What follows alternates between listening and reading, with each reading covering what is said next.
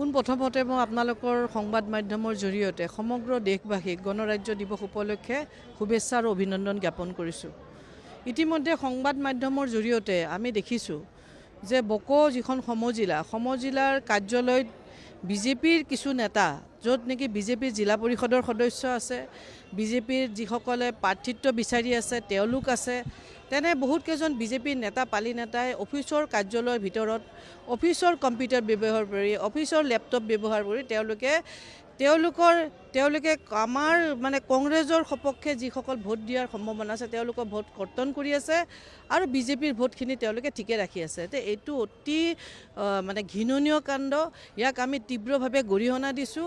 আমি এইটোৱে প্ৰশ্ন কৰিব বিচাৰিছোঁ যে বিজেপি চৰকাৰখনে ইমান যে তেওঁলোকে ঢাকঢোল বজাই আছে, বিভিন্ন ধৰণৰ আঁচনি ৰাইজক দি আছে, মহিলাসকলক মহিলা উদ্যমিতা আঁচনি, নিযুত মইনা আঁচনি, তেওঁলোকে যে এইবিলাক কথা কৈছে, ৰাস্তা বনাইছে, দলং ইমানখিনি কৰি কেনে তেওঁলোকৰ নিজৰ আত্মবিশ্বাসটো তেওঁলোকৰ মাজত নাই নেকি?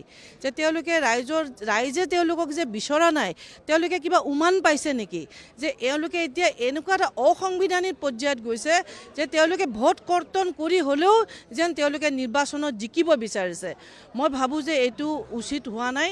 কাৰণ আজিৰ দিনটোতে আপোনালোকে চাওক যে ভাৰতীয় সংবিধানে যি আমাক প্ৰথম আমাৰ নাগৰিক হিচাপে অধিকাৰ দিছে এখন ৰাজ্যত বা এখন দেশত বসবাস কৰাৰ কাৰণে, সেইটো হৈছে ভোটৰ অধিকাৰ। আজি যদি বিজেপি দলে তেওঁলোকে যদি আমাৰ প্ৰথম সাংবিধানিক অধিকাৰটোকে যদি নাইকিয়া কৰিব বিচাৰে, তেতিয়া এখন দেশ গণতান্ত্ৰক নহ'ব, এখন স্বৈৰতন্ত্ৰ হ'ব, ইয়াত মানুহ জীয়াই থাকিব নোৱাৰিব। সেইকাৰণে মই ভাবোঁ যে এনেকুৱা হ'ব নালাগে। আৰু দ্বিতীয়তে আপোনালোকে যিটো কথা কৈছে যে আমি কি কৰিছোঁ, আমি ৰাইজৰ মাজত সজাগতা কৰিছোঁ। আমি আগৰ পৰা আমি বিহাৰ ইলেকশ্যন বা মহাৰাষ্ট্ৰ ইলেকশ্যনত যি ৰাহুল গান্ধী ডাঙৰীয়াই আমাক বিভিন্ন ধৰণে বুজাইছে যে কেনেকৈ ভোট চুৰি কৰি এই বিজেপিৰ বিভিন্ন ৰাজ্যত শাসনভাৰ লৈছে, এই কথাবিলাক আমি ৰাহুল গান্ধী ডাঙৰীয়াই আগতেই আমাক এটা সচেতন হ'বৰ কাৰণে দিছে। আমি অসমবাসীকো সচেতন হ'ব দিছোঁ। এতিয়াও সময় আছে।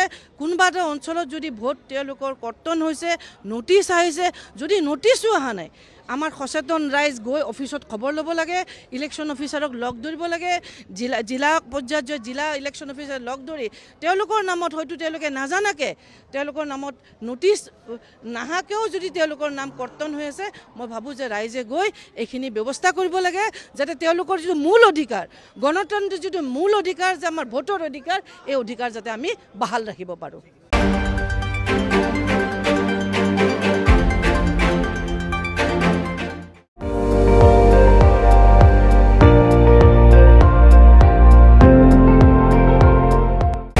আপুনি চাই আছে ND24, সৰ্বশ্ৰেষ্ঠ নহয় সৰ্বোত্তমৰ দৌৰত।